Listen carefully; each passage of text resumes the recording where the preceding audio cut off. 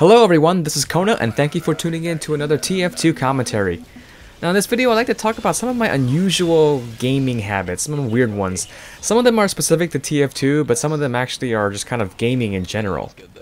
Now this first one is probably not that weird since I see a lot of other people do it, but it has to do with the sights that I use for TF2. Now normally default TF2, the sights change depending on the weapon, but for me I have to have a dot crosshair. It's a must. Now, I started doing this mainly because of the very first-person shooter that I've ever played. That's Medal of Honor Allied Assault on the PC. In this game, it has a standard default crosshair, the kind of, Counter-Strike crosshairs. But I actually found that I could modify the HUD elements. So I changed the crosshair to a dot, and I found that I was a lot more accurate, especially with bolt-action rifles. And because of that, I gotta have my dot crosshairs.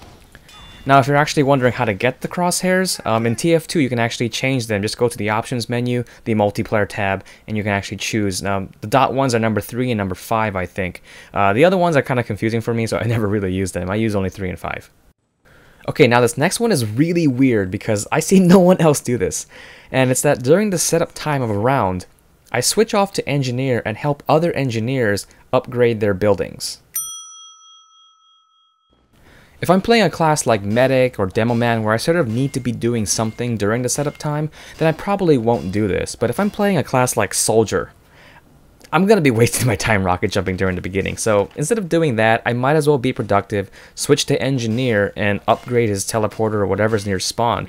And hopefully, the other engineer, he puts his exit somewhere. So by the time I'm finished upgrading the stuff at spawn, teleporter is ready to go. I switch off to my normal class like Soldier, and I teleport right into the front lines.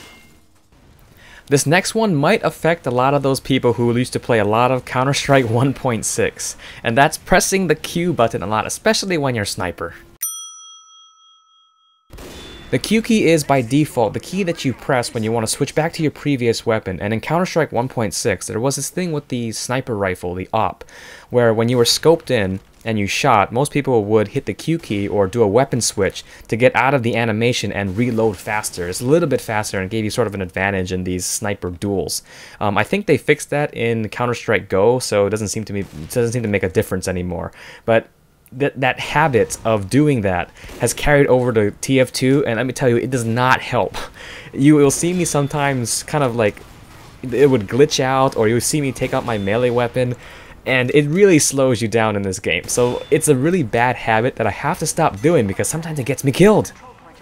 Okay, this next one has to do with the way that I play Demoman. When I play Demoman, I usually go with some sort of grenade launcher in my primary or secondary slot, depending on how you see it.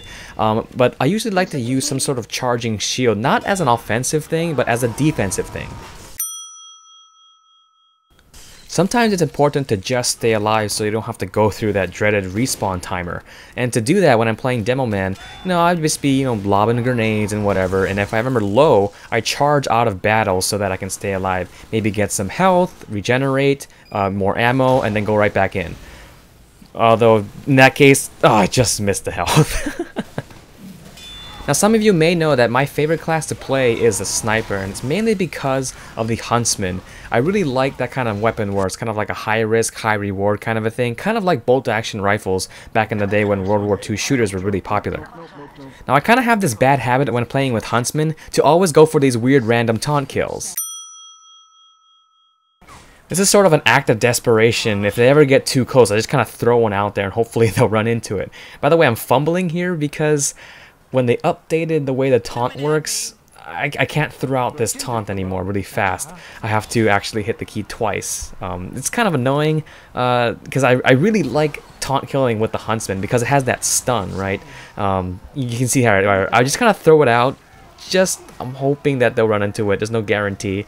Usually if I do that in front of spies, they'll just wait me out, stare at me, and then shoot me or something, stab me in the back. Alright, this next one, some of you might have complained about it in the past in some of my other videos, and it's that I have a weird FOV. Now, the FOV of the game and the FOV of the view model are actually different for me. It's kind of strange. I like my game FOV around 80 to 85, low 80s, somewhere around there. But I like my view model around 60, and that's mainly because I don't like it when my view model's 90 and I can like see inside the arm of the view model, or you're seeing like a spy with 3 arms. It's kind of strange, and so that's really distracting for me, at least. I know some people like to do that because it allows them to see more in front of them, or they turn off view models entirely. But for me, I like to keep those different, still have a wide range of looking at the game, but still keep the models looking nice. Alright, this last one is probably the weirdest, coming from a gamer especially, and it's that I don't use a gaming keyboard, I actually use an Apple keyboard. Now, I actually tried a mechanical gaming keyboard from Razer a while ago, but when I tried it, the R key didn't work. It was kind of strange. I couldn't reload or anything like that. It was really annoying, and I wrote back to them saying, "Is this a joke? You guys are Razer and your R key on your keyboard doesn't work." So I went and returned it. I didn't like the noise of it anyway.